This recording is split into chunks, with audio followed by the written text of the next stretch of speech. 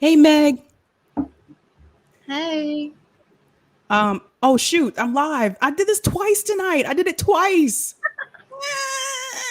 Okay, I'm gonna start I'm so bad at this. Oh man. I'm still talking too, and people can still hear me.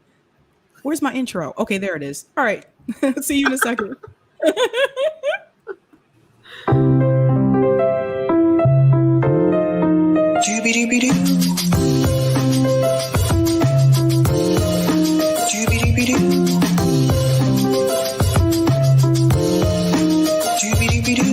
I'm your host, Sabrina Salvati.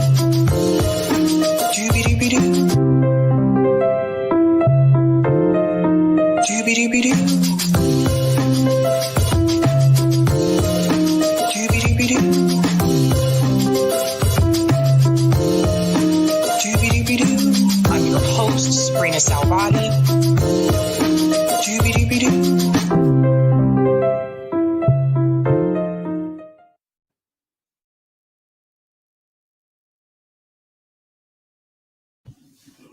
Hey, what's going on, Meg? Hi. Happy holidays. Happy holidays. I missed you, Meg. I miss you too. Oh. Hi, guys. Guys, see Meg's everybody. here. All right, guys, welcome to Sabby Sabs podcast. I'm your host, Sabrina Salvati. If you are new, I want to let you know Sabby Sabs podcast is a part of the Revolutionary Blackout Network. You can catch me there on Thursdays for the Roundtable and Friday for the Sabby Show. You can catch me here Monday, Tuesday, Wednesday, and Friday. Guys, Meg is here. She's in the house. Yes, I brought Christmas with me. And we got my striped mug. I see the stocking in the back and your little Christmas tree. Yes. It's cute. Thank you. I wasn't sure if I wanted to have my Christmas tree in the background or have my little bookshelf, which I also kind of have decorated. Oh, okay. Good to see you guys. Hi. I know. Everybody's like, "Where's Meg? Is Meg back? Where's Meg?" Oh, they miss you too. I'm sorry, you guys. I'm still taking some time off, just kind of taking a break from the negativity that I see a lot, and just trying to live in positivity for a little bit and deal with mental health and still dealing with some health issues and everything. I'm still trying to think whether or not to bring the show back, but I definitely think that it eventually will. Don't. So okay. Carlos said, "Hey Sabby, what's on the beer list tonight?" Look, my husband bought this, and you can tell because it's called Ground and Pound IPA. Winners Find a Way, and it's made in Newburyport, Massachusetts. It's a double IPA, double New England IPA, and it does. Who is it by? How do you not put the name, the champ or whoever? Anyway, if you look at the can, I don't even know if I'm putting this in the camera right. Yeah, it's a guy punching another guy in the face. So yeah, it wasn't me who picked this out, obviously, but it's a New England style double IPA. It's Friday. It's Friday. Meg, you're on winter break too, right?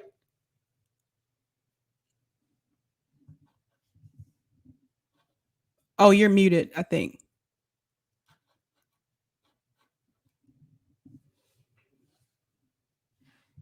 I think so. Unmute mic. Can't unmute your guest. Their mic isn't connected. Oh, try it now. Okay. Can you hear me now? Yeah. That was weird.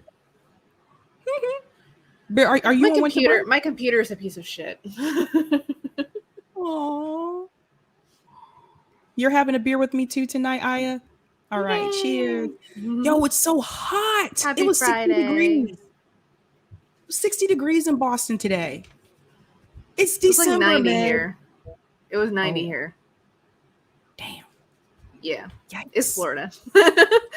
Like, I live in the wrong climate. I don't know how people do it. I put on shorts. I have on shorts.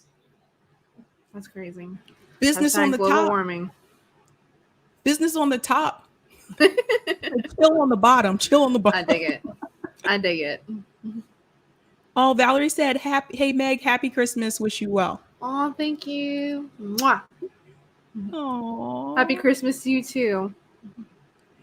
Happy All Yuletide, right. happy solstice, however you celebrate. Happy Hanukkah, happy Kwanzaa. Oh, Meg's like, I'm covering all of them. Season's greetings. All right, guys, this is what we're talking about tonight. Let me go ahead and get into it. Mhm. Okay. Glenn Greenwald versus Sam SEDER and HASAN Piker. That has been an interesting story. I don't know if you guys have been following that on Twitter, but we're going to talk about that. And also, Ben Affleck blames Jennifer Garner. Uh, that is really cringe. I'm not here to talk about like their relationship or like their previous marriage. I'm here to talk about the statement that he made and about addiction and why that's problematic. And also the Baskin-Robbins strike, which has been going on that we need to talk about as well. So, all right, Meg, which one do you want to talk about first? Host choice. I'll go with whatever you want to go with. Let's get into Ben. I'm gonna start with Ben because this I cringe at this, Meg. I really do. Mm-hmm. Because I don't think he realizes like how problematic this is. I think he may have come back and made an apology, but still, I'm going to go ahead and share my screen so people can see. All right, guys. So this is what happened. Ben Affleck says he felt trapped in his marriage to Jennifer Garner. Okay, that's not the issue that I have.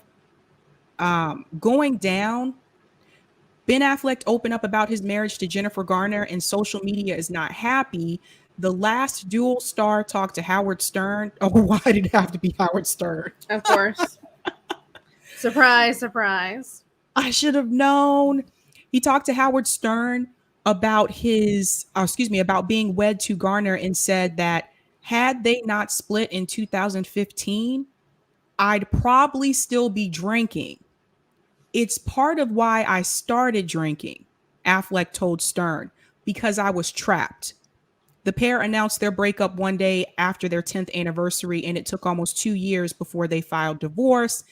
Affleck said that he and Garner struggled to keep their family together.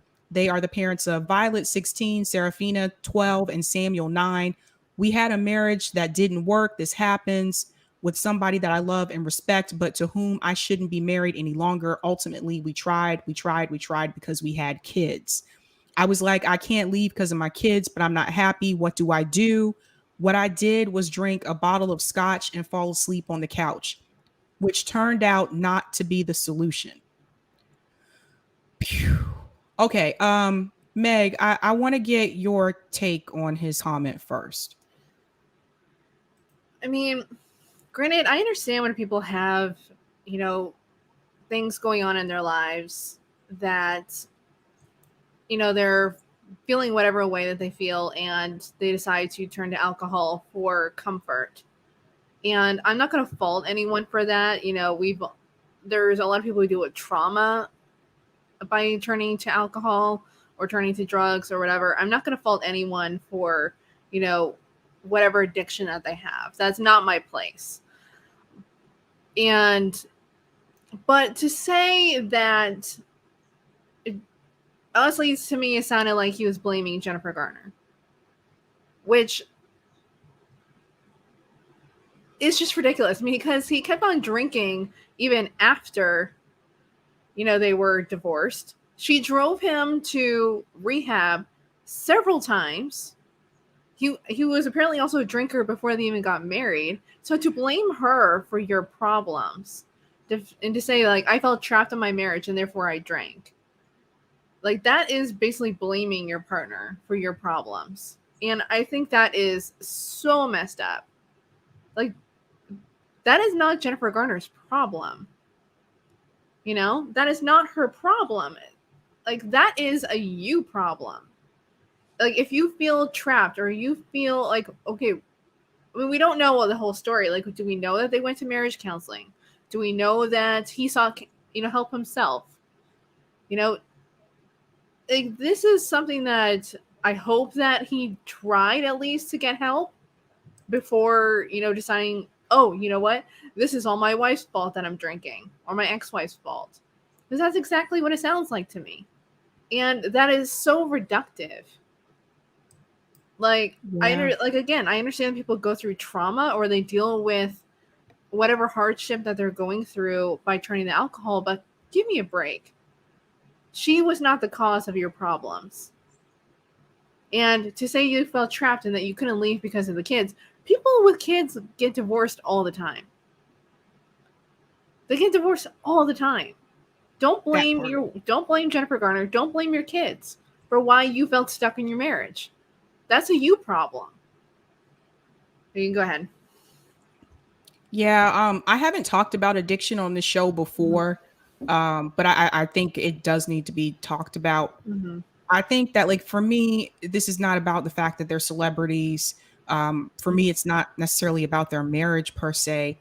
I want people to understand why what he said is problematic, because I've seen people do this before, where people who suffer from addiction, they'll blame the people closest to them for the reason why they have that addiction, whether it's a mom or a sister or a partner in a relationship with you. And that's really not fair to those people. And what I want people to know is that sometimes those people who are close to the person that have the addiction, they already blame themselves. They may already say, maybe, oh man, I should have been a better parent, or maybe I should have checked up on them more. Maybe I should have been around more. I should have done this. Some of them already have that guilt trip in their head. And so when the person who has the addiction comes and blames them, that's only going to make them feel really worse. But what I want people to understand is other people are not responsible for your addiction. They're just not. Like, that is something that you have to take ownership of. And what people need to understand is that someone pointed it out in the chat. I think I lost it, but it was here just a second ago, that this was a problem that Ben Affleck had before he married Jennifer Garner. So it's not like it started because of her per se, if he already had that problem. So alcoholism is a disease. It's easy to point and blame other people and other things, but you can't. It's not their fault. And this is something that I think if someone's going through AA, I'm pretty sure at some point in AA, they will talk to them about that and say, like, you can't blame other people. You have to take ownership over it. You're the one making the decision. And to say, if he felt trapped, I mean, I can't really comment on that or whatever. I don't know. But it's an excuse. And what people have to understand is, like, I'm not trying to shame anybody that has an addiction. Like I said, this is a disease. But what I want you to understand is that when you blame other people or blame other things, that means that that's a easy excuse for you. And then that means that you're not accepting that it's you. And until you accept that it's you, it's gonna be hard for you to get over it and to move past it. Okay, so he's in a new relationship now with Jennifer Lopez, right? I know they've been together before in the past. They were called Benifer or something like that. But right now, what I want people to understand is right now, Ben Affleck's in a new relationship, whether it's with someone he dated before or not, it's still new again, right? So right now he's on cloud 9. And this is the part that I think is scary. What happens if things don't work out with J-Lo again? Is he going to blame J-Lo for if he relapses? Is he going to blame J-Lo?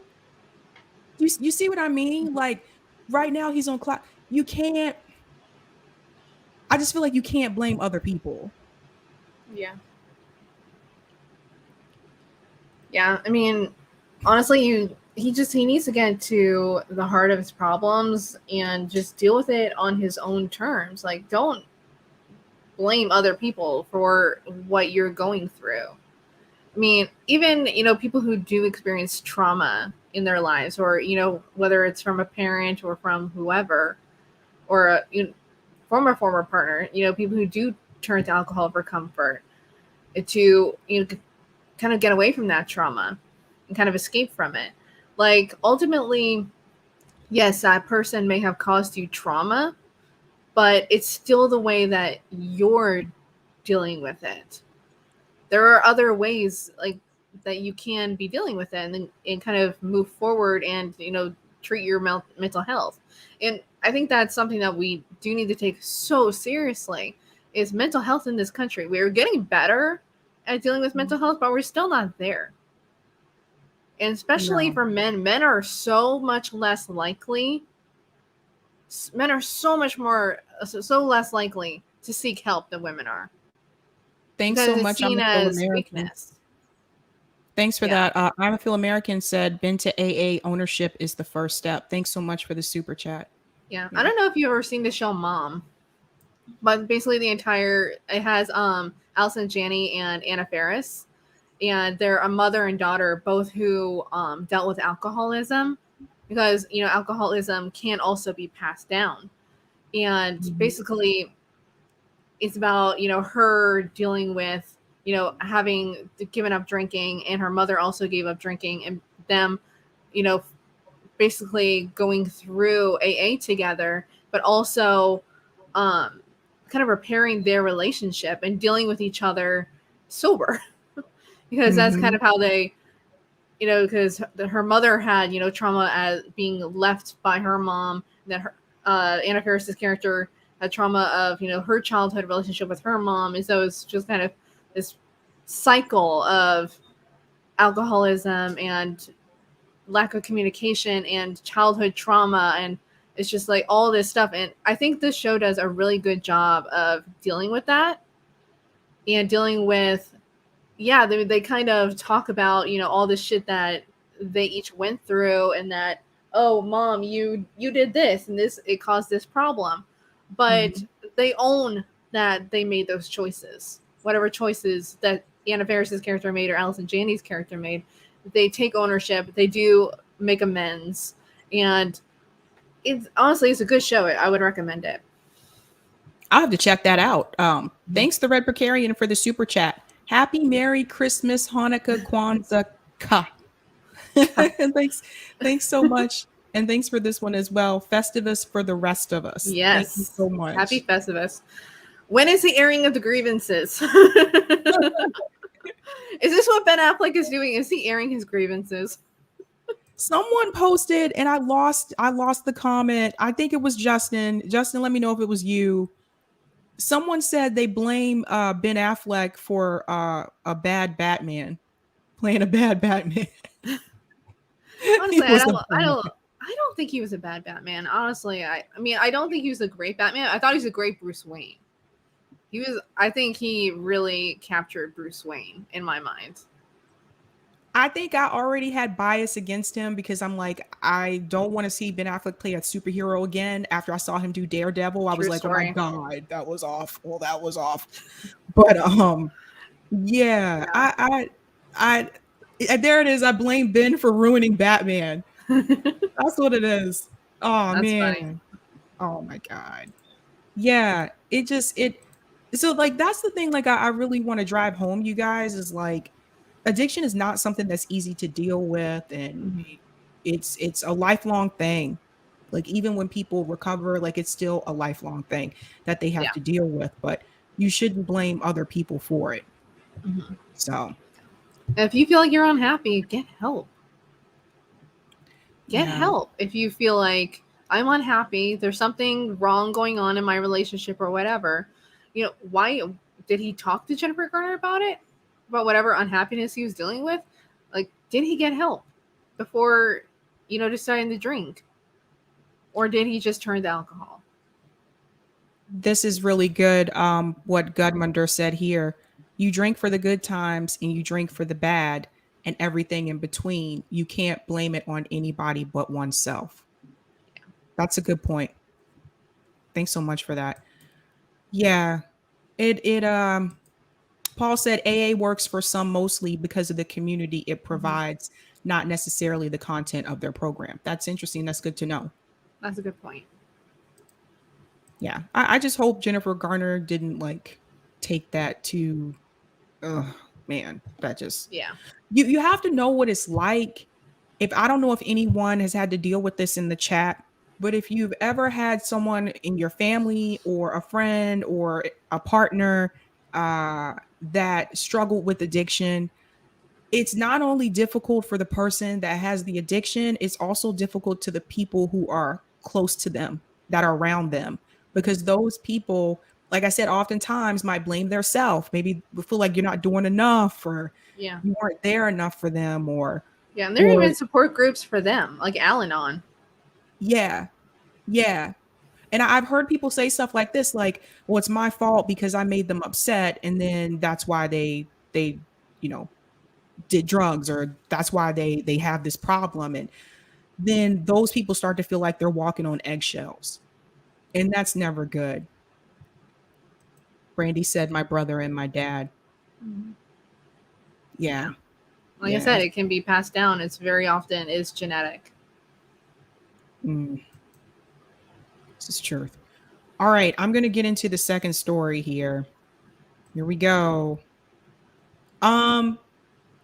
So Glenn Greenwald has kind of been on a roll lately. Like he I have a love-hate relationship with Glenn Greenwald. Really? Yeah. Like some of his takes I'm like, yeah. But then there are other takes I'm like, Glenn, step away from the computer. Hi. Some of him and Elon Musk, man, Elon Musk has just been going after Oh my God. everybody. But I should probably give people the rundown about what happened first. So for those who don't know, long story short, Vosh and HASAN Piker were banned from Twitch. And I just want to go on record here and say, I do not agree with censorship in any way, shape, or form. Rather, I like the platform, the information they're putting out. I just don't agree with it, period. I don't think people should be kicked off of platforms. That's my take on that. And I think most of you know this. The reason why they were kicked off was for using the C word, which I probably can't say that on here either now. Saltines. I prefer saltine. Look at me. I am very saltine. Eric said the new C word. Yeah, So, we don't say either C word. yeah, no. So it's really funny because it's interesting to me though, because I'm like, so not HASAN, but Vosh, they banned him from using the C word, but they didn't ban him from using the N word. So it just, did you guys see it? Again, I don't agree with censorship. I don't think that's cool. But to make a long story short, HASAN Piker went on to Majority Report. Oh. Why would you do that to yourself? I don't know what Why? to say. I'm just going to go ahead and share my screen. So I'm going to play the video so you guys know why Glenn Greenwald made the comment that he made. So here's the clip from Majority Report. Just going to mute my mic really quick.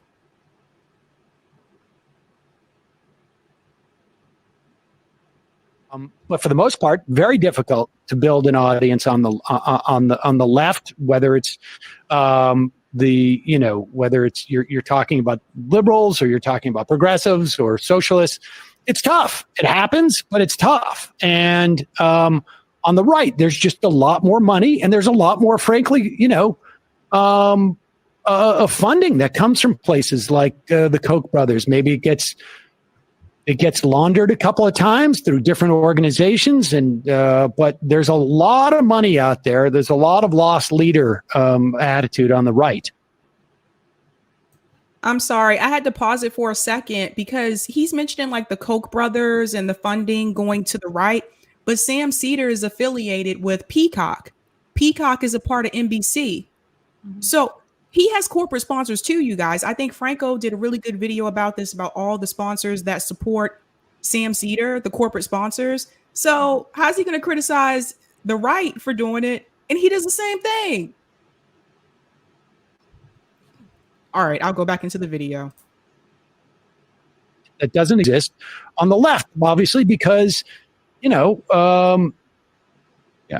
don't know why someone who has been a beneficiary of wealth hoarding or the centralization of wealth would turn around and pay for someone to tell them like that's wrong. That entire system that allowed them to make billions of dollars and accumulate that kind of wealth is the system needs to be dismantled. They're not going to do that. People who benefit from that are not going to turn around and pay for people to advocate against it.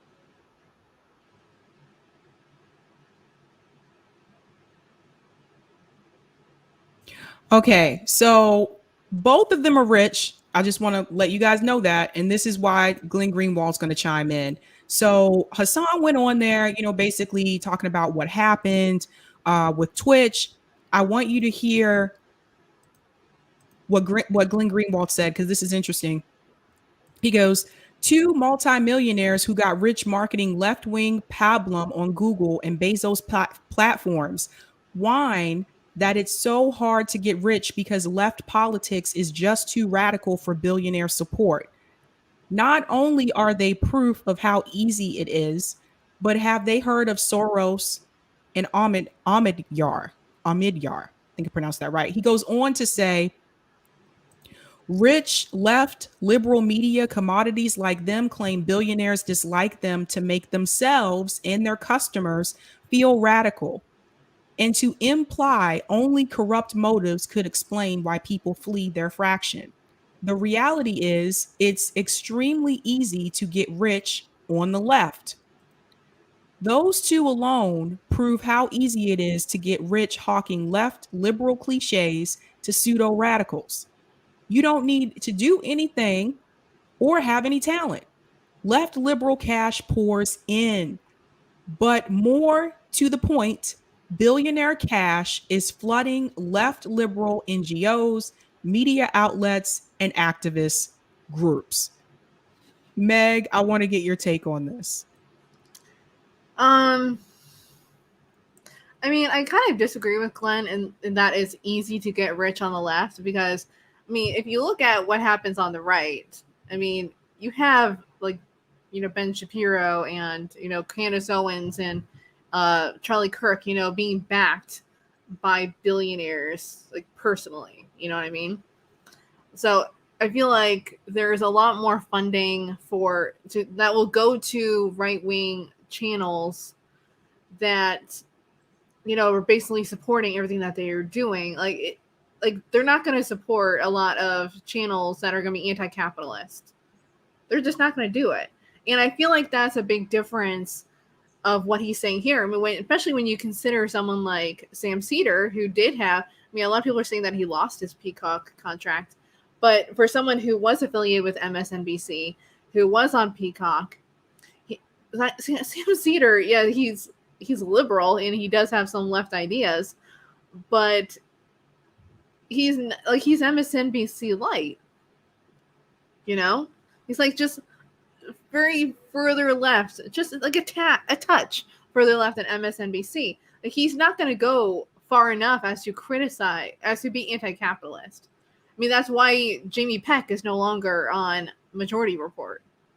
Like Jamie Peck, who was the only communist on his channel, and apparently he was horrible to her. And Jamie Peck is no longer there. She was the furthest left person on his channel. Like he is not hot. Like that's where I have problems with like I feel like HASAN is a little different because he is promoting more left wing ideas. He does proclaim to be a communist. I don't know how true that is, but just based on this is one problem I have too with his argument about like Bezos's platform or Google's platform or all this. People should read a little bit more about I can't remember exactly what it's called. It's called like some kind of capitalism. I need to look this up. But it's an article by Jody Dean. She talks a lot about this. Let me Google it real quick. See? Google is controlling all of our lives, dude. Like it's just so hard to get away from Google or any of these other platforms. And that's one of the big problems with what he's saying. Hold on. Let me make sure. communicative capitalism. So look up Jody Dean on anything about communicative capitalism. It's basically what she's saying is, by doing anything, any kind of left promotion on any platform on the internet, including, you know, StreamYard, including YouTube, including Twitch, doesn't matter, Twitter, doesn't matter what platform we're on. If we're circulating left ideas, it doesn't matter what we're circulating, it will always make those companies rich. So yes, we're circulating left ideas, but we will always be doing it on these platforms. There are no platforms really in order to circulate these ideas to a mainstream audience without making billionaires like Bezos and who I don't even know who owns Google anymore, but making those people rich. It's like it's a sad reality. Like it really is. Like there's just no there's no such platform that exists. Right, like even doesn't. like especially even companies like Rumble or, you know, or why am I blanking on this now? Rockman? The Rockman, yes, thank you. Like even those organizations, like, or those platforms, yeah, they're more independent, but there's not much of a mainstream audience on those platforms. If you want to, you know, get a mainstream audience, you're going to be on YouTube, you're going to be on Twitch, you know, you're going to be on TikTok. And guess what? Every single one of those companies is owned by a billionaire.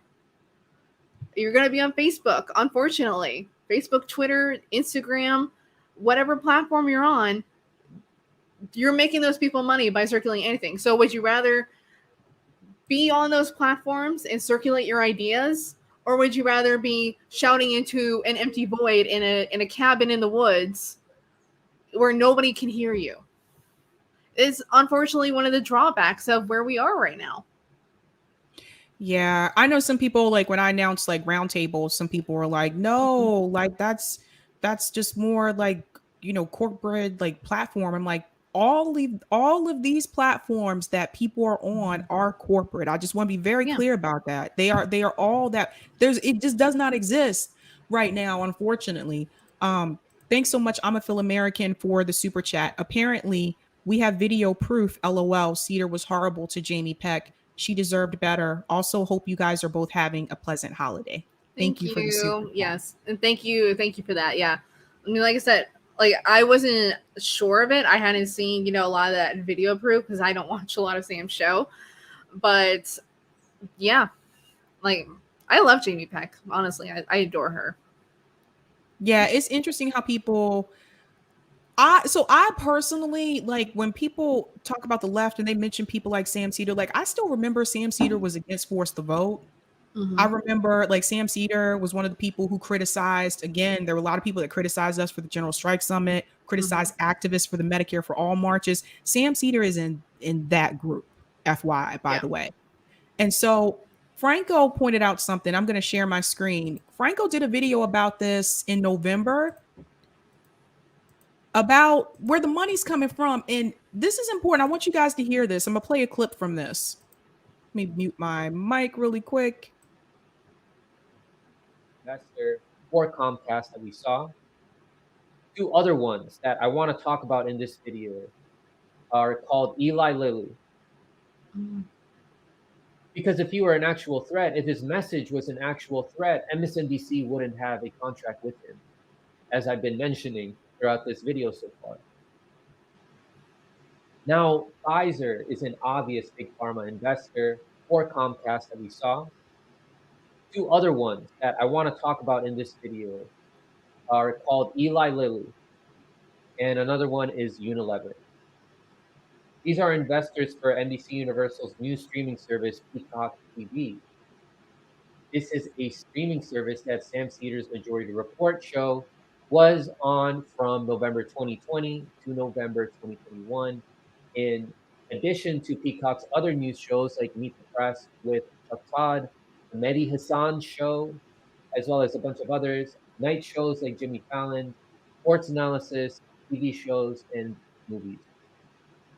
So given the recent strike that I've had on this channel, the warnings and demonetization, anytime I go into depth with the Rona, my channel gets a strike. So the remaining part of the video in which I discuss Eli Lilly and Unilever's involvement with the jab rollouts can be seen on Rockfin. I don't want to risk having my channel removed. The video is up for free. You can make a free account, but if you want to support the show, you can become a premium subscriber for Frank Analysis on Rockfin. But like I said, the remaining part of the video will be on Rockfin for free. Okay, he said something really interesting there. I just want to comment on. Someone was asking me earlier why I can't talk about certain things, and they said because they see other platforms talk about it. What you have to understand is a lot of times those are large platforms, and YouTube stands a lot to lose if they cancel them. You see what I'm saying? If they, like, for example, if someone that has like 1 million, subscribers or whatever, YouTube isn't gonna, they stand so much to lose money wise.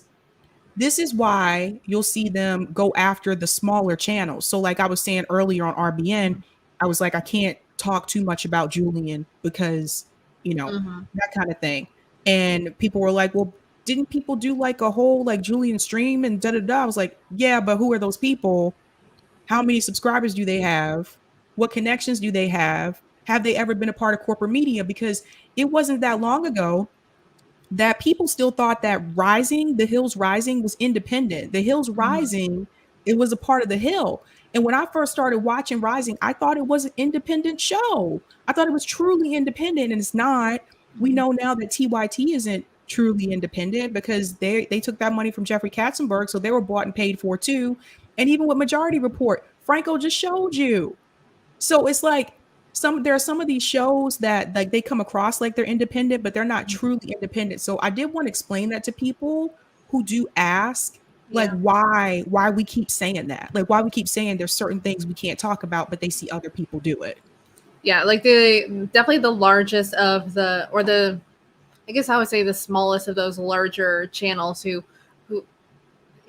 the channel is independent, but definitely she's more well known is Katie Halper. So Katie Halper can kind of get away with that a little bit more than other channels can, because even before she started her channel, she had a radio show.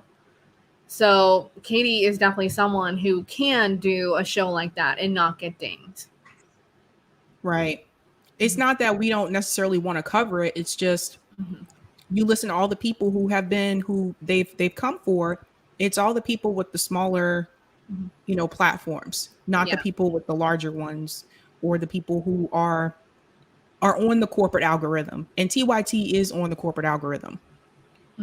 YouTube demonetizes leftists. Well, not just leftists though, because remember they kicked off Alex Jones. Remember that, Meg? Yeah. Yeah. I remember a lot of leftists being very happy about Alex Jones being kicked off of YouTube. Yep. Yeah. Like, yay, censorship. Like, I don't like Alex Jones. I hate Alex Jones. Like, I will never praise Alex Jones whatsoever. But do I think Alex Jones should have been kicked off of YouTube? Honestly, no, I don't really. But honestly, I understand why people hate him because I hate him too. Yeah. It's just one of those things. It's like once you, one of the things we say with politics a lot is follow the money, right? So it's the same thing too. So if you notice, you see like certain people can talk about these issues and stuff like that, and we can't, there's probably a reason for that. And, they don't stand, YouTube doesn't stand like much to lose with people like us because we don't, we're smaller and stuff like that. So why do you guys think they keep coming after Hardlands? Every couple months they come after them again, and they have to like dispute it, and they have to like, ask them to look at it again and tell them that the information is incorrect. And, we don't have a person to talk to. I want to tell you guys the difference here with Rockfin. There's an actual person that you talk to. Yeah. I don't know if I ever told you guys that, but they're actual people. In fact, I've met them on video. So when you first join, you actually meet with the people. So if something goes wrong on the platform, I have an actual person I can talk to. With YouTube, that only happens for the larger channels. So someone like God, who said, oh, Kim, when Kim Iverson was on, she said this about TYT. She said they actually have a person that they can talk to if something happens with one of their videos or gets flagged or whatever. And she was explaining that with her show, she was like, I didn't have a person. She said I had to do the same thing everybody else had to do, which was submit that ticket and then and hope to hear from a bot. Yeah. So well, I think that's also why, like, for instance, Kyle Kalinske stuck with TYT for so long, is because that gave him that connection to, you know, like having someone at YouTube that he could reach out to or whatever. Like, there's a lot of, you know, whenever you're dealing with people who have power like that, you know, proximity to power, that's gonna give you a lot of goodies. There's a lot to be gained from proximity to power. yeah, And it's sick, it's gross, but yeah. it's definitely true. And there was something else that Glenn Greenwald said in his tweet. Can we go back to it so that way I can remember? I'll pull it back up. Yeah. Whoa, hello. Thanks so much for the super chat. Jimmy Dore Show, Thanks, nice Jimmy. new show. Thanks so much. Thank Awesome. you. Yeah, I can't even talk about like as much as I would like to talk about the 1-9. You guys know I got to call it that. See again, like I can't go in depth about it. If I wanted to do that, I would have to do a separate video on Rockfin about that. Mm-hmm. A separate video. I'm not even sure I know what that is. The 1-9. Yeah, I don't even think I know what that is. Maybe the you C text me word. about it later. Oh, Yeah. The C word. Yeah, I can't go into as depth about it as I would like to. There's a lot I would like to say, but I already know what would happen. it's just so stupid. It's so stupid to take somebody off for that. They flagged me for a video. Again, I prefer Saltine, just so we all are clear on that. Yeah, they flagged me for a video, Meg, that I did about George Floyd. There were no videos. It was just me talking about when are we going to come together and da da da. But you know what I realized, because the title, and this is what I was telling people, a lot of times you put black in the title or race in the title. They flagged it and said it was inappropriate. There wasn't even any profanity in the video. It just, I can't, man. I can't. All right, let me share my screen. I'll pull it back up. Yeah, Halper's still around. Kate Halper's on all the time. Did someone ask that question? Yeah, they asked if she was still around. All right, go to the second tweet. Oh, the second tweet. Yeah. Oh, this one. Rich left liberal media commodities like them claim billionaires dislike them to make them sell. I think it's the third one. Those two alone prove okay, how. So I didn't want to talk about this real quick because this is actually true about NGOs, media outlets, and activist groups. Because there's a great book y'all should read. I love recommending reading it to you guys. Do your homework. It's called The Revolution Will Not Be Funded. It's by Insight, INCITE. So, and basically that all that book is about the nonprofit industrial complex and how a lot of, because we have this shadow state, because especially after Reagan, basically destroyed the state and got rid of a lot of, funding for organizations that were helping, the poor or for rape victims or, all these different safety net programs. A lot of that got pushed on to nonprofits and NGOs and activist groups. Like, so there would be like rape or, organizations for violence against women who they had a very difficult time getting funding unless they could provide evidence for why they needed the funding. And a lot of, state or local governments didn't want to fund anything that was going to be radical. And so there's a great piece in that book about how they actually had to reframe, basically work on from two sides. On one side, they would be creating these different pamphlets and grant proposals that said a completely different story from what they actually were doing on the ground in order to keep that funding. And a lot of these organizations are funded by larger NGOs that give them the grant money, that are funded by billionaires. That's their little pet project. So they have to be very careful about how radical they are, because if they go too radical, they can lose funding. And that's very much like a one of these left liberal cliches for the pseudo radical.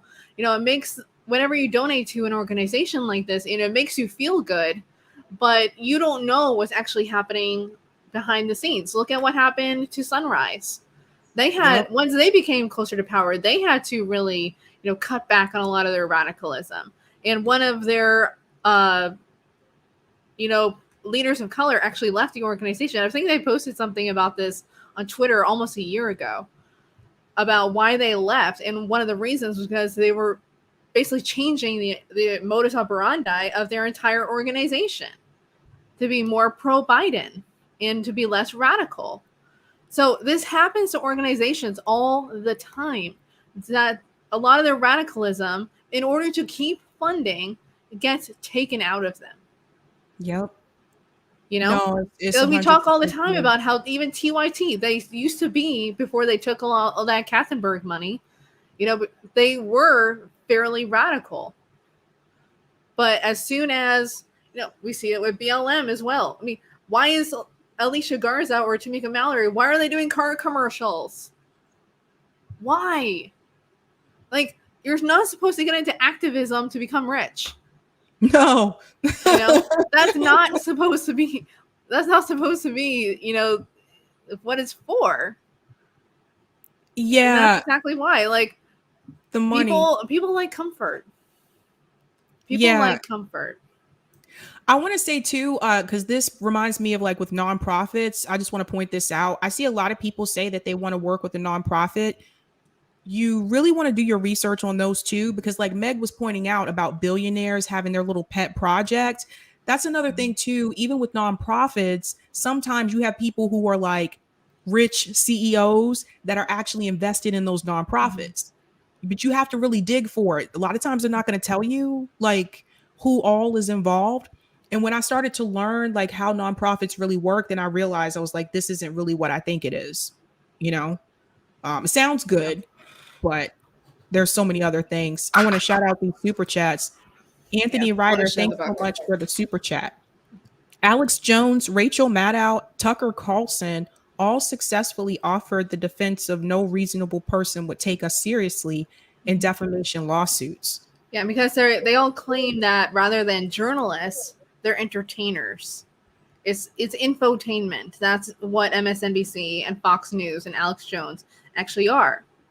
They say that they're not supposed to be taken seriously because they're entertainment value. They're not actually news shows, even though they tell the news in a entertaining way. That's interesting. Yeah, because there are people out there who watch those shows and think they really are news, though. Like exactly, that's the problem. Yeah, that's why we have people like, and that's why we have people like Alex Jones who can influence people to call in death threats to Sandy Hook victims because they take him seriously. That's the problem. Yeah. Shout out to Donnie for the super chat. Thanks so much. Hey, Meg, nice to see you again. Did you get to check out the other Zeitgeist films? Honestly, I haven't had time, but I will get around to it because I did enjoy that first one. Thanks so much. I want to hear more. Thank you. For those who didn't want to know, this is the book I was talking about. The Revolution Will Not Be Funded. Who is that by? Insight. It's right here. Insight. Eric, can you put that in the chat? Yeah. I'll have to get that, Meg. Yeah. Oh, it's a short read. It looks small too, so it's a short read. I'm on it. It's not too bad. It's different essays written by different people. But there's some really good ones, and you can learn a lot about not only what's happening in these different NGOs and activist organizations, but also there's some great people who do organizing outside of the nonprofit industrial complex who give really good insight into how they do it without all that funding. That's a good point. So Yeah, the thing, including like, Madonna Thunderhawk, who I adore. Madonna Thunderhawk. I thought you were about to talk about the real Madonna. No. I'm like, Madonna, what? Yeah. Madonna Thunderhawk. She's a indigenous activist. She is not she is not proper, what is it, Papa Don't Preach, or she's not like a virgin Madonna. There we go. Thanks so much, Oz, for the super chat. Roar Media is the best nonprofit out today. Did I say best? I mean best because they are the poorest. It's the safe bet. We are the real deal. Smile, heart, Sabby. Thank you so much, Oz. Oh, guys, Oz made my intro video. If you guys are wondering, like, they do great things over there, you guys. Doobie-doobie-doo. Doobie-doo. Yeah, like the point I want people to like take away from that, like the whole thing with like that Glenn was saying about HASAN, and with shoot, I forgot the dude's name. Oh, Sam SEDER. Oh, damn, that's bad. That he was saying is like, guys, those dudes are rich. And they're on a stream whining about money. Like Hassan Biker was making like, what, it was $200,000 on Twitch. That was just from Twitch. Mm-hmm. And CMC, anyway, they're millionaires. So, but you see millionaires come on a show and complain about, oh, well, the right is heavily funded. I'm like, you guys are millionaires. Shut up. Like, what, you want that Ben Shapiro money? Is that what you're saying? Exactly. I'm like, are you kidding me? Come be like the rest of us, the rest of us that still work like full time and do this. Come be like the rest of us and then come and complain. Get out of here. Come on. Right.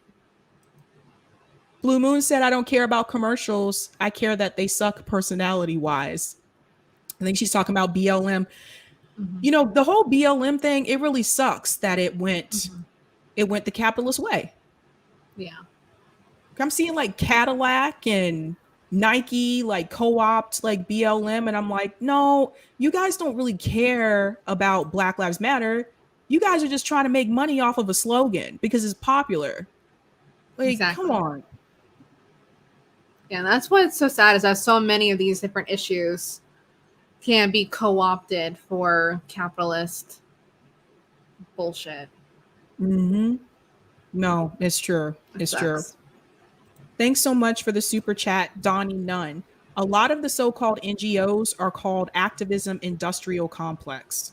Mm-hmm. Thanks so much for the super chat, Donnie.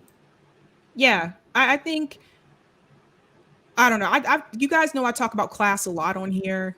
Like, and I say this again, like we do have a class issue in this country. We have a class divide in this country. We have a class war. Like it's a problem. And we need to like focus more on that and try to figure out a way. Now people will say like, well, what is the solution? What's the answer, right? You have all these people at the bottom. You have like the top, like 1%. The biggest thing is like Marcus pointed this out best. You really have to make people aware. You have to like the Bernie Sanders was really good at that, I think, like spreading that message about the 1%. But I felt like once he suspended his campaign, I felt like that message just kind of, it just dwindled. Yeah, I always say like, what happened to Not Me Us?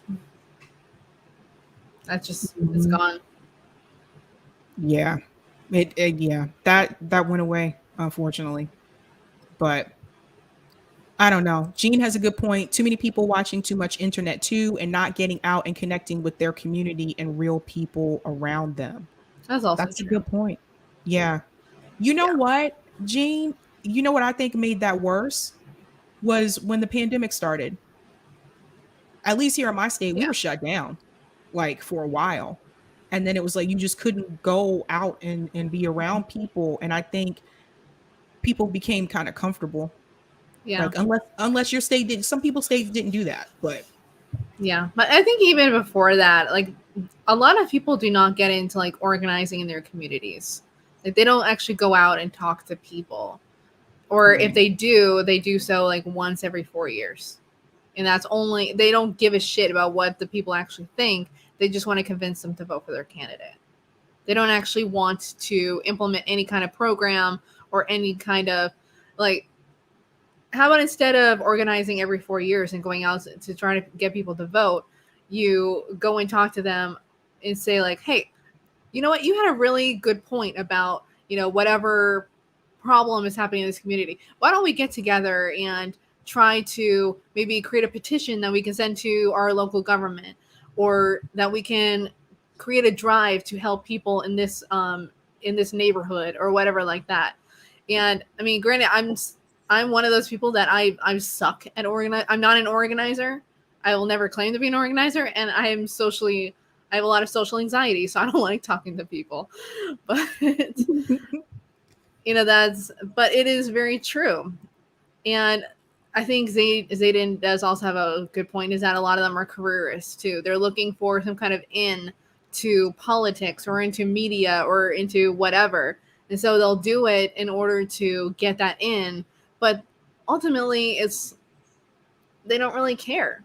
Because once they actually have, you know, that audience or whatever, it's like, okay, I'm in. I can do what I want now. It's true. And you know, like you'll see this on reality television. Like, I hate to say it and I hate this show, but people that come onto the show are very good at this. The Bachelor and The Bachelorette. Like, obviously, you know, only one person can win. And a lot of times we see the person that they pick, they don't end up staying with that person, right? So a lot of times people, they'll go onto those shows just to get the recognition, to get their face out there. And then you'll see they go on and get other offers and other deals and stuff like that. So it's just sometimes it's getting worse too. Oh yeah, like now it's very obvious now. It's very obvious. And that happens in politics sometimes too, where people will run, they know they may not have a chance to win, but they'll run, and while they're running, they'll make connections with other people higher up in other circles, and then they'll go on and do something else later. They'll write a book. That's a big one, right? Oh God. Get that book out. And then, of course, if you have that book out, that means you're running for president. Yeah. And that's the thing too, I want people to understand is that if you are running for politics, even local politics, like, don't just come see people in the community when you need them to come out and vote for you. Like, don't just come by then, because like I've seen people do that and then they get elected and then they don't come back. Like you never see these people again. Like it boggles my mind. And then the people in the community feel like you forgot about them.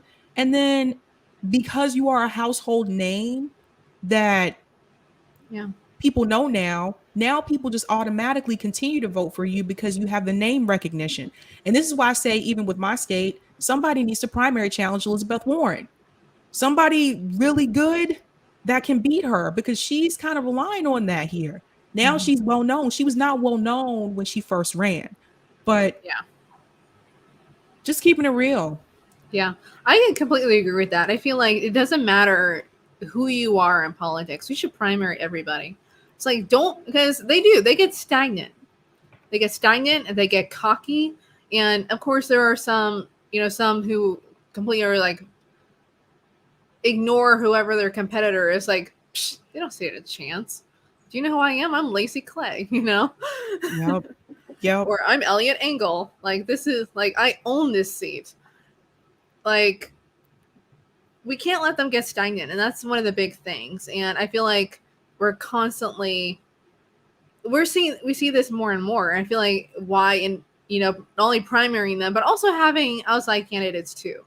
Like, we cannot just rely on primaries, because guess what? Because the Democratic Party hates leftists. The Democratic Party hates leftists. They will not let you win the primary, even if you do.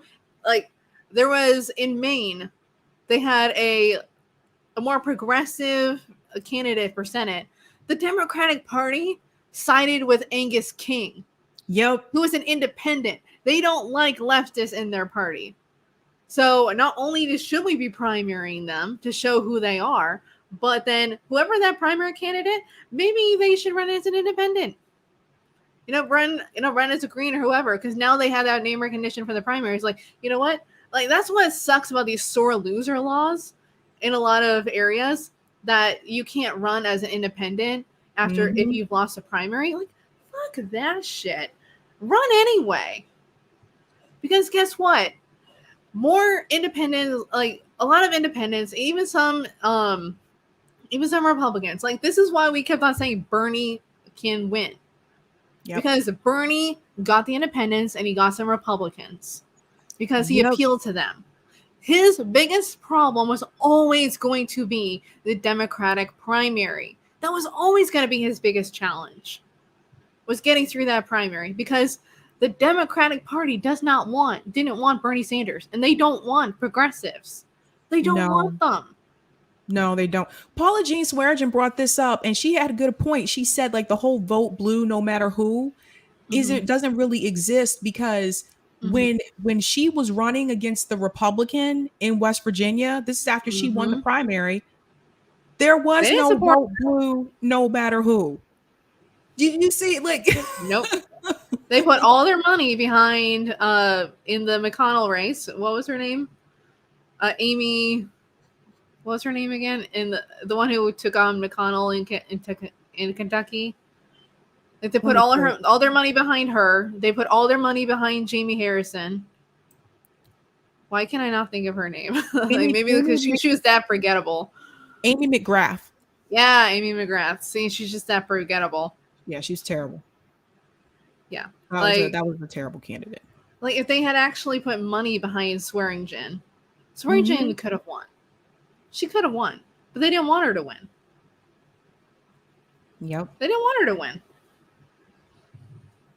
I just like one Corbin or Shama Sawant. Yeah. You see what they tried to do to Shama Sawant. You see that it didn't work out too well, right?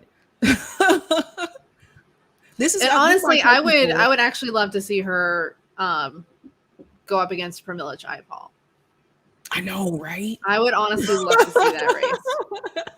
Like, excuse me, Pramila, move over. I'm the real progressive here. I'm the socialist. You move out of the way.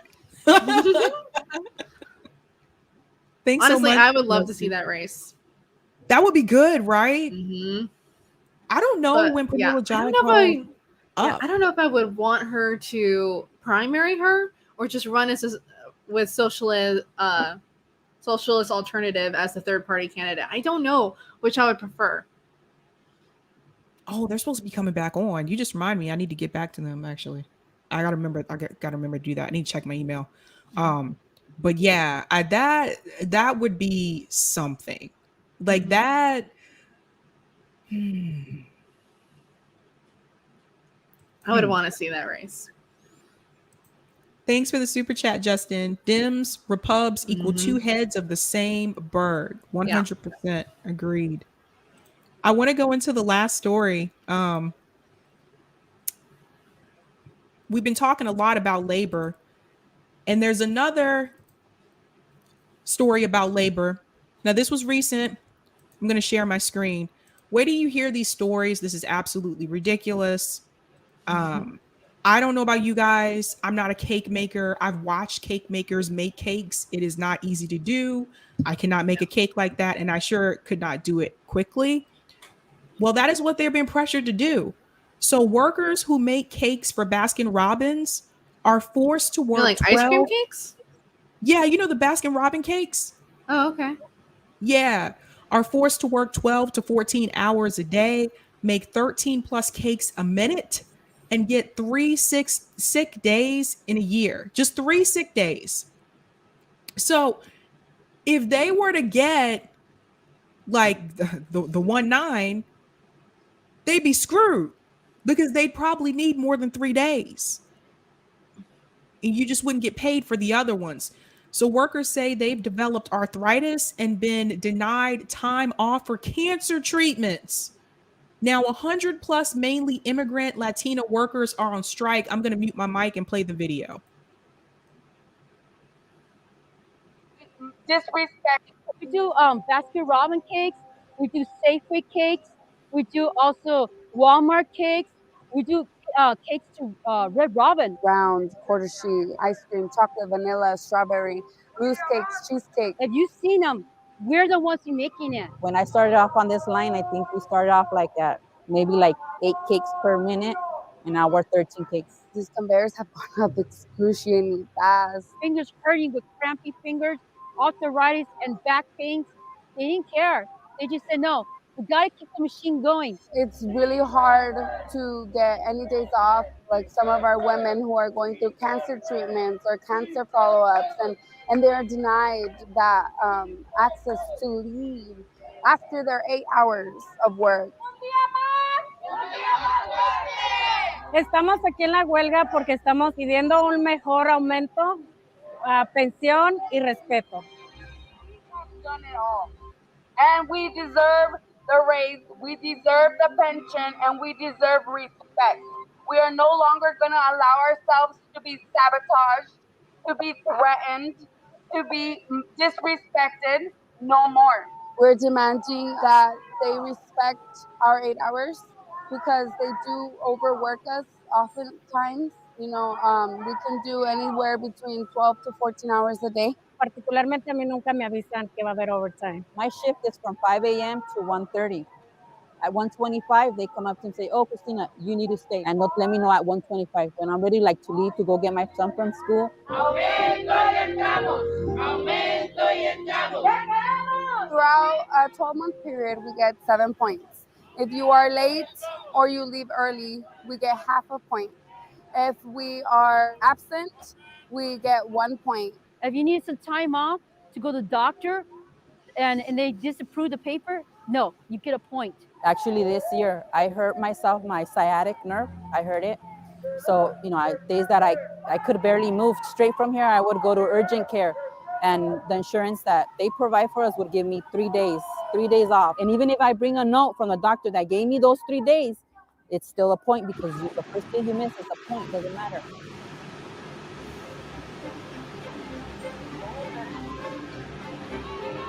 No tenemos que tener miedo. ¿Por qué? Porque no estamos haciendo nada que es en contra de la ley. Solamente estamos pidiendo lo justo y lo que nos merecemos. And right now it's like a 50 cents raise that they want to give us. ¿Qué queremos?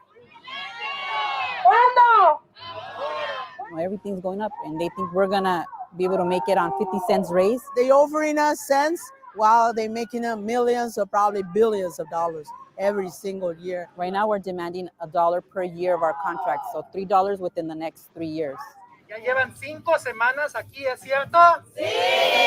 ¿Y cómo se sienten? Bien. ¿Están fuertes? Sí. Somos mujeres emigrantes. And I think that's the hardest for all of us, that we have, you know, obligations out of here that this company doesn't understand. Been here for over a month, and we can go for another one if you guys damn well please, damn well desire. I have 2 children, ages of 4 and 7. My kids are like, well, where were you this whole time? And they can't understand, like, mama has to work. Mama needs to put this roof over your head. And I feel like they take advantage of that. We're women. We need to. Some of us are single moms. Some of us are not. Some of them are old. We are widowed. You know, there's a little bit of everything here. But that doesn't mean that it gives them the right to abuse of their power and make us stay to work so long.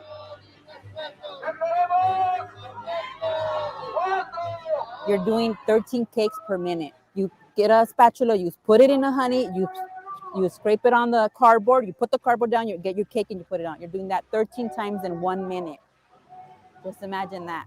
I believe the ice cream lines are running at about 34, maybe a little bit higher cakes per minute. And that, I mean, for you to even out the cream on a cake, on a quarter sheet, and you tell me it's coming 13 cakes per minute, that's a lot of cakes. And it's a fast.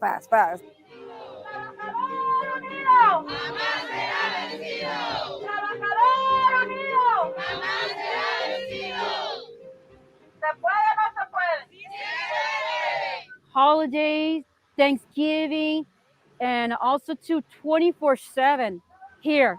Because if we're not in there, you ain't making money, because we're the company. And this is what we're going to show them. We have the power, not you. We're getting stronger and we don't go nowhere until we get what we need, and nothing else.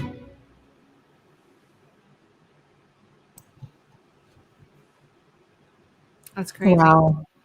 I want to get your take on that, Meg. I mean, cheers to all those workers. Like, raise one up for them. They're amazing. I mean, that's insane. 13 cakes per minute. Like, I wasn't sure what that meant. Like, but now I understand it's like a conveyor belt, and they have to do like one specific task for that cake, like putting the honey down and putting on the cardboard or whatever. But the fact that they do that for like Baskin-Robbins and Walmart and all these different locations, like, I don't want to ever eat a cake from one of those places. Ever. It's in California, Astro Gypsy. It's in Cali. Yeah. And that just let's just dispel the notion here too that just because this is a place in California does not make it any better than anywhere else in the entire country. Like California, yeah, they might have people who vote liberal, but it is not a liberal state. It's just like any other state out there. Yeah. And this is not, I don't think California is a right to work state. I don't think it is. But like, that's just insane to me to treat your workers in such a manner. Like, that's something I was talking to my mom about earlier today, because we were talking about service workers and how service workers are treated for just like nothing that they can control. Yeah. But like, for companies to exploit their workers like this, or even the companies like Kellogg who just decide that they're going to completely fire all their striking workers and hire in scabs. Like, the fact that they feel like they can get away with that, and a lot of these companies can get away with that because there are no laws in place to protect these workers, and a lot of people probably don't even know what the hell is going on, and so they'll continue to buy Kellogg's products. They'll continue to buy Baskin-Robbins or Walmart cakes for their kid's birthday party. And they'll be none the wiser as to what's going on in the background, how those workers are treated. Like, whenever we hear about exploited workers, we only ever think about, oh, we're sending our manufacturing over to China, where, people in China are making, cents on a dollar for how much these different corporations are making, or people are in Taiwan are making pennies, for sewing pants that we buy at Walmart. Like, yeah, we hear about those stories, and those stories are happening, and they're atrocious. But it's happening here in the United States too. Like, and we can't stand for it. And that's also a good point from Raziel, the Great. Every state is an at-will state. That's an excellent point. There you go. Like, I know that's something that I deal with is like, because I'm a substitute teacher, I'm an at-will employee. I don't get any kind of benefits or anything like that because I'm an at-will employee. And that's exactly what it is. Like, because we have no labor movement in the United States. No. There's no labor movement in the United States. We have like, what, 6% of workers are unionized or something like that? I know that's probably lower than what it is, but it's still an abysmally low number. But yeah, Saul, Indonesian toddlers made your Nikes. Yeah, exactly. And then you have these companies making billions of dollars on the exploitation of their workers. Yep.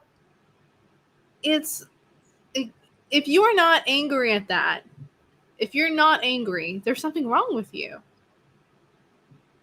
I'm sorry, there just is. Like, I don't. And this is, I think, why we're so anti-capitalist and why we do tend to lean towards like socialism or communism, is because we see shit like this. And I'm sorry, you can't fix capitalism. Nope. You can't fix it.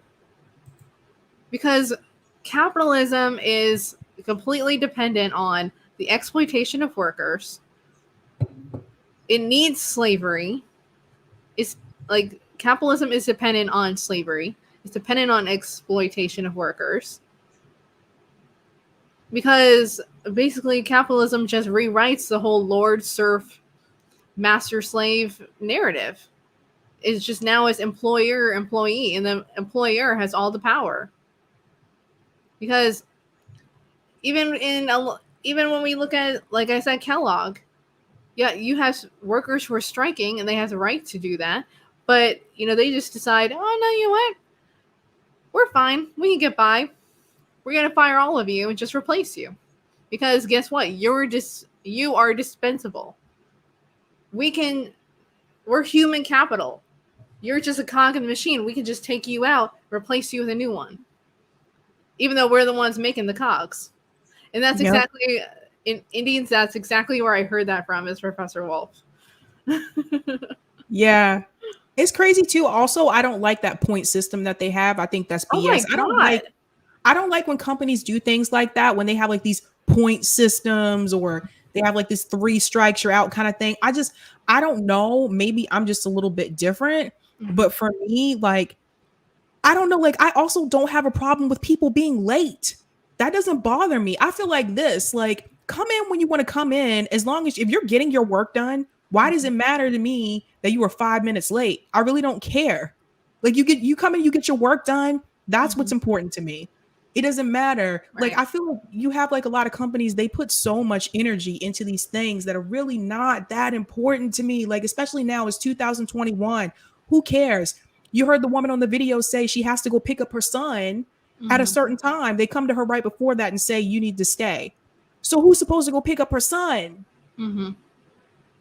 They don't care. They do not care about our lives. They don't care what's going on in our life for the most part. They just want you there to work, and they work people like machines. And when you get to the point where you can't do that work anymore, you can't keep up with it, then they replace you with the machine. So the way I see it, this is why sometimes I tell people, like, capitalism is the problem. And this is why we talk about this a lot, because there's always someone at the bottom that is going to be exploited, because these companies, they're so greedy. They want the money. They care more about the money than about your health and safety. I make a joke sometimes. It's always funny to me. Like, if you start a new job, you go to orientation and they say, here at such and such company, we have work-life balance. And I always call bullshit. They don't have it. I'm telling you from experience. They kill me with that work-life balance. They are the same ones who will like criticize people or critique people for being sick, for calling out sick. So then you have people who feel like if they're sick, they still have to push themselves to go into work because they don't want to be ridiculed, or they don't want to lose their job, and they're scared of losing their job. It's any little thing to nick and pick at you. And the next thing you know, you're supposed to be in community with your employer at your company. You're not in community. You're being held there by fear. And that is never a good working situation for anybody. It's absolutely horrible. It is absolutely horrible that they treat people like this. And that's happening right here in the United States, you guys. That's not happening over there in what they call these third world countries. That is not happening. That's happening right here. Yep. It's a sad reality. No, I don't want to come to the party. And this is exactly good point, Saul. Wait, you don't want to come to the office party? We're family. They kill me with that. Are you coming to the holiday party? Are you coming to? No, don't you guys get it? When it is 4:00 and it's time for me to leave, don't you notice I run out the back door? There's a reason for that. So I can avoid seeing you and being stopped. Right. I feel their pain. I'm sorry, Meg. I feel it. Like, Harry, thanks so much for the super chat. Follow Rhode Island model. 22 young socialist-leaning candidates for their state all combine their efforts by promoting each other. At least 10 won. Thanks so much for that, Harry. I have to look into that. Yeah. Thanks for the super chat, Zayden. Tucker Carlson teaches people to distrust and hate these workers. He works against class solidarity as much as possible under the guise of populism. Thanks so much for the super chat, Zayden. Yeah. So these companies are just so like, this should be illegal. Yeah. No, I'm not. I agree. Don't you want to come to the picnic? No. No. No. Yeah, corporate culture is a cancer. It's a cancer. And what's crazy to me is I keep on seeing, like, you know, you always see these different companies like Google or Disney or, you know, or Amazon, you know, they create their campuses, you know, where they put all this stuff. Like I watch a lot of Disney content. I love the behind the scenes stuff. And they're actually building a new location for their like perks division in Lake Nona, so by Orlando. So a lot of their workers are coming to Florida now. But I watched, and they're building a new campus for them on at Lake Nona. But I watch a lot of these behind the scenes videos where it's talking about Pixar or Disney or this new place. And like literally they'll have this huge cafeteria where you can have all these different types of foods. You have bakers who bake new fresh goods every day. They have tennis courts on the campus. They have basketball courts where you can go relax. You know, they have sleep pods where you can take a nap because they want to keep you at work. Mm-hmm. That's the whole thing. They want to keep you at work. So it's like, okay, let's make the workplace enjoyable so you want to stay. You know, let's have so people who unhealthy. take care of the lands. It is so unhealthy. Like, you should not want to stay at work. No. Do you guys know that, like, that's the thing about America? Like, we are like workaholics in this country. You guys notice that? Like, if you talk to people that live in like some of the countries in Europe, when they have a vacation, they'll have like a whole month off. When they go on maternity leave, they'll have like my friend from the UK. Huh? No, I don't want to join the company softball team. No. Like, what are they? Oh my God, they kill me with that. They asked me the same thing about Zumba. Do you want to join our Zumba group? I'm like, no, like, don't you guys understand? When my hours are done, I'm trying to leave this place. I don't want to stay here longer than I need to. But no, in some of the other countries in Europe, what's really interesting too was, like I said, like they get longer vacation. My friend from the UK, she said like they got like 9 months maternity leave and the job was still waiting for her when she got back. Mm-hmm. So it's Canada, they have a year. Yeah, only America, they rush you back to work after having a baby. Like, God forbid you just push the human out of your, you know. So I just, it's so corrupt to get it. It's so greedy. And through all this greediness, because they want to be on top all the time, America has to be number one. And now you see China has passed us. Yeah. Well, even with, you know, a lot of companies now are trying to bring people back into the office. And it's not because people aren't getting their work done. That's not the reason that they're bringing people back into the office. A lot of people are getting their work done at home. You know, they're still as productive as they were in the office, but they want to bring them back because they need to keep eyes on you. It's all about surveillance. They need to keep eyes on you. And they need to make sure that you are doing this. That's why they have so many meetings. It's not to get for productivity, it's because they need to control you. And they need to control what you're doing at all times.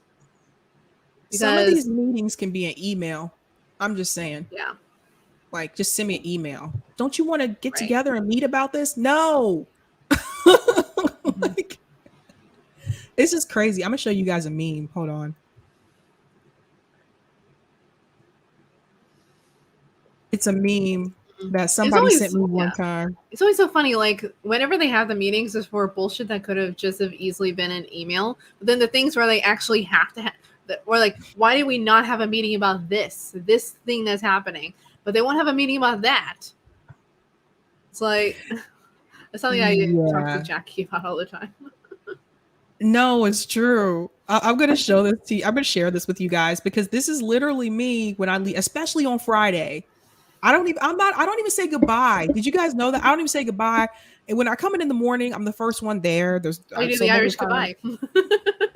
I take off like it's nobody's business. They were like, whatever happened to Sabrina? Oh, I guess Sabrina's gone.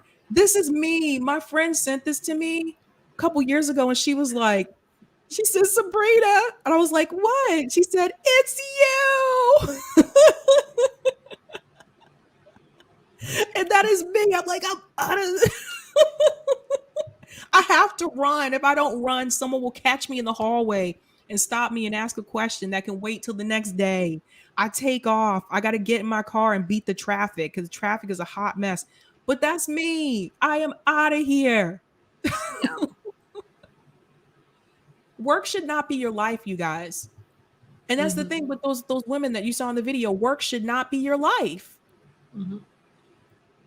Yeah, like people do not value the reproductive. I just totally forgot what it was, but social reproduction. Basically, social reproduction is basically everything that makes us productive. So our health, our rest, being able to. Oh shit! Did I freeze? No. Oh, sorry. I was looking at like my screen froze. But basically everything. Being able to feed ourselves. Being able to drink clean water, having a house over our head. All these things that make us productive human beings that we need, that aren't considered part of the capitalist system. It's all social reproduction. It is part of the capitalist system because it is required because we're human capital. So as human capital, we need all these things. Like we need, in order for us to have more workers, we need to be, producing new humans and taking care of those humans, making sure those humans are healthy. That's a requirement under capitalism, but it's not considered part of capitalism because it's not production. It's not the thing that makes people money, even though it helps support all those things that make those companies money.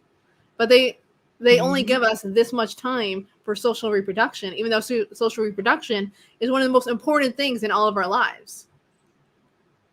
The thing that is important in our lives is not capitalism. It's not what makes money. That's not the important thing. And we need to put more value in this social reproduction.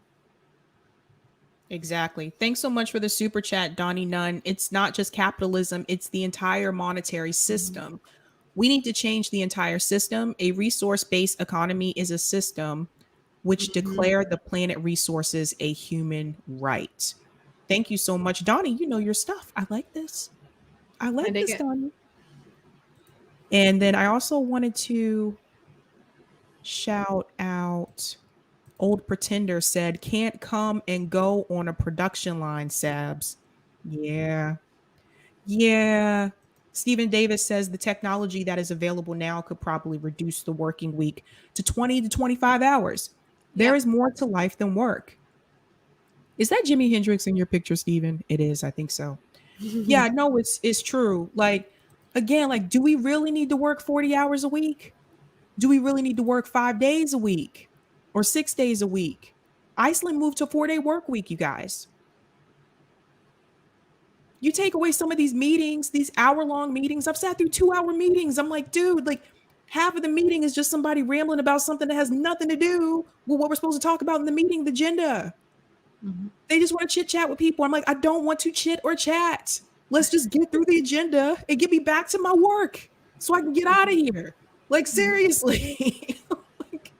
I sound so bad. I'm so sorry, you guys. You guys are probably like, Sabby does not like to come to work.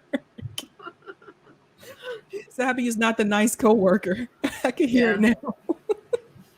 Oh man. So yeah, we got to fight for that. Thanks, Turbo GG on Rockfin. Fred Meyer's strike in Oregon. So what is Fred Meyer's? I'm curious about that. Let me see.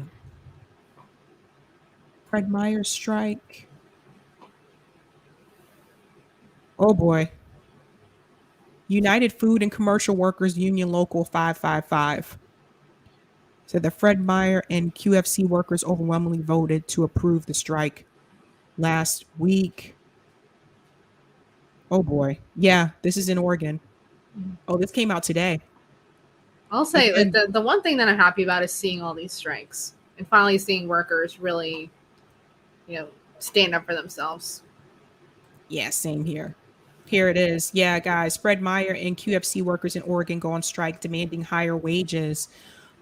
See, again, this tells the American people we do not have a living wage in this country. Everybody's asking for higher wages because they need it to survive. Like, people are tired of working around the clock and working 2 and 3 jobs. It is absolutely ridiculous. Mm-hmm. Oh my God. Yeah. I have to And go through honestly, this. I want to see so many more of these different movements, like the anti-racist movement, the feminist movement, all these different movements. I want to see them really pushing labor more.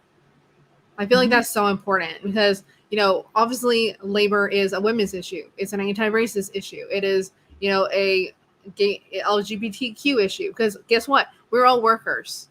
We all work for somebody. Labor is so important. And it should be at the center of a lot of this because we are all workers. We should all be coming together. Like obviously we saw with the Baskin-Robbins cake place, I think it was like Riches or something. But we saw like so many of their workers were majority women, majority immigrant women. Mm-hmm. So this is very much a women's issue. This is very much a women's issue. It is very much a race issue. It is like, it's all of these things. It's all connected. It is all connected. So I want to see that more in a lot of these movements, is really talking about labor. Like we always kind of forget that, the March on Washington, like part of the March on Washington was for jobs. No, you're right, Meg. You're right. That's It wasn't so just true. the March on Washington. It was the March on Washington for jobs. What's the other part of it? Jobs and why am I blanking on the other part of that? I am blanking so hard right now. You're not the only one. We have a lot of information in our heads, Meg. I know. That's so true. Gamer for Life said it should be 30 plus an hour. Yeah, when Professor Wolf, when he came on, I did ask him that question. What do you think it should really be? And I think he said within that range, like $30 to $34 an hour, something like that. I have to go back and look at the video. Jobs and freedom. There you go. Jean said, Meg is correct. We need to band together and fight for our labor rights. We can do this. Mm-hmm. Yes. Yes, indeed. Mm-hmm. I mean, there's a lot of obviously race divide and gender divide and everything in class as well. But class is honestly one of the things that really unites us. These class issues, like things like healthcare, like especially a lot of the things that are social reproduction. As I said, like healthcare, food, housing, a lot of those things, are all social reproductive things. Honestly, a lot of that is what unites us. We all need those basic necessities. Agreed. Corey, I want to answer this really quick. Sabby, hourly workers would definitely mind if the work week was shortened because their checks would be smaller. Salary workers might not mind. So one thing that they do here in Massachusetts, some of the companies do here, is they have this thing. A lot of times they'll do it only in the summer. I think it should be throughout the year. They'll have what's called summer Fridays. And during the summer here, because our summer is so short in Massachusetts, they want people to be able to enjoy the weather, right? So what some of these companies will do is it's basically a 4-day work week. They don't want to call it that though. So they call it summer Fridays. And basically you have Fridays off during the summer months, and you work Monday through Thursday. Now, what they do though, they still pay you for that Friday, even though you didn't come in. So that is how they could do it. Even if we went to like a 4-day work week, they could still pay them for that Friday or pay them for that Saturday. I want to assume everybody does Monday through Friday. Pay them for that fifth day. So that way they still get that same amount. And companies have done that here in Massachusetts. Zayden, we need to shorten the work week without cutting pay. We need to expropriate the capitalist class, which will fund this change. Absolutely. And I'm telling you guys, I've seen companies do it here. It can be done. They have the money. You think they really need you? We have to be there 5-6 days a week all the time. Right. Ooh, Justin Johnson makes a good point. We need a march for prosperity. Universal minimum wage of $25 an hour, price controls for 5 years, Medicare for all, student debt cancellation. I like it. Hey, I dig it. Justin. You know, you might want to join on the organizing side, Justin. Like this, like that's a really good idea. Like seriously. I'm not kidding. Put all those issues together. Mhm. That's a good idea. I'd be down for that, Justin. I would be down for that. We should add a housing to that too. Because you need housing for prosperity. Yeah, that is a good point. Mm-hmm. It is now 9:37. I have one more thing to show you guys really quickly. I did start the women's panel. I told you guys that I did want to, well, I wanted to see a panel of like women of color. So I decided to start it myself. That panel has now been put together, and the first episode will be Sunday. But I'm excited. I am too. I know, like, but I didn't show you guys who they are. So I'm going to show you who they are. So let me go ahead and share my screen. I know some of you are like, just tell us already. So like, here we go. Eagerly anticipating. I think you know all of them, Meg. I don't know about everybody in the where am I? Oh, volume. Okay, let me mute my mic. All right, ladies and gentlemen, introducing the Ethnic Women's Liberation Panel. Whoop, whoop.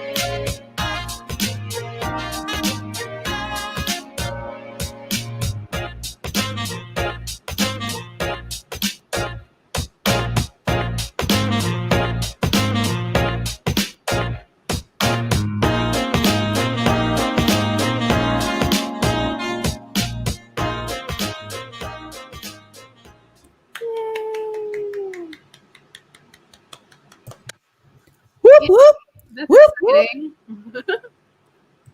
Share, guys. Eric, can you put the link in? Oh, no, you can't, Eric. You probably like, what? Oh, no, Eric, you can. Eric, if you go to the private chat, it's the last link that says YouTube. Can you put it in the chat for the peoples? Thank you. Oh, how did I get out of here? Okay. Sorry. I dig it. I'm excited, man. I'm excited. The first episode, we're going to talk about issues that we feel that are important to us and that we have to deal with that may or may not really be addressed.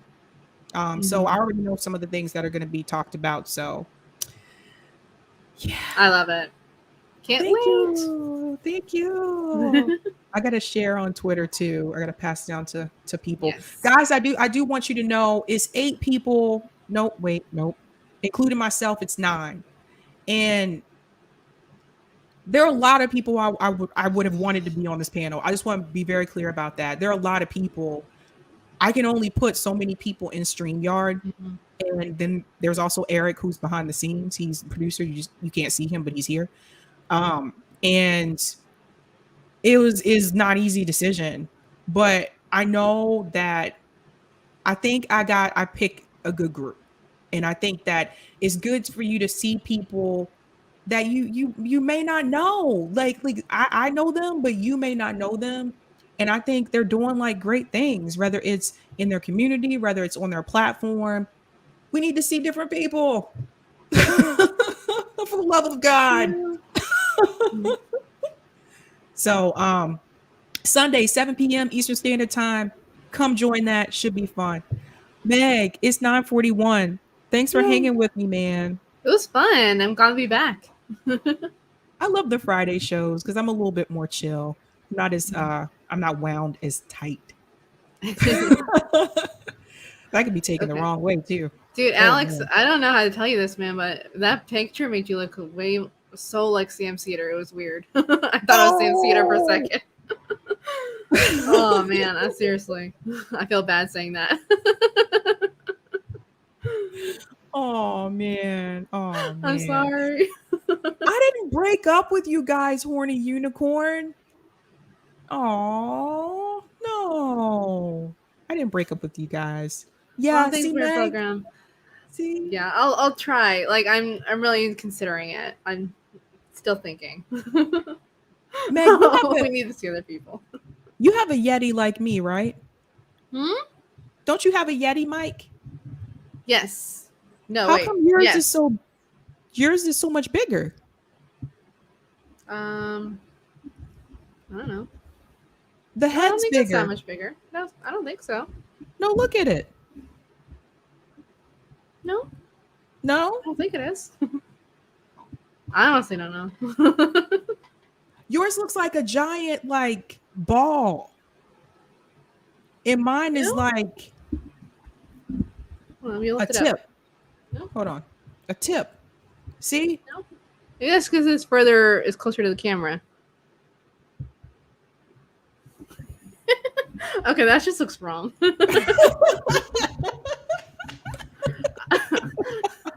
That looks so wrong.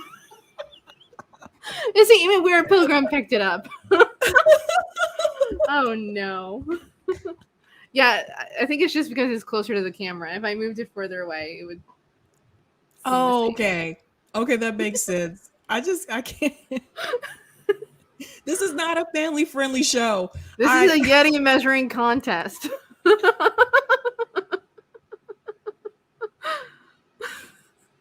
Oh my God. What can I say? You have a filter on yours, Sabby. Yeah, I put the I got this from where'd I get this from? I forget, but I put it on there because they said it would help with the You like the pop? It's a pop filter or something. the pop. Yeah. Yeah. It kind of looks It's like a condom. windscreen. Yeah. Huh. This looks really bad. Like this really does look bad. It looks like there's a condom on it or something. I need to stop. Ah. How does it always happen that this is how our episodes go together, Sabby? Every single time. What is in this beer? I'm putting this down. You're all up for the pound on the ground or whatever? This thing is called ground and pound. Yeah, see? Like what? You're all about that.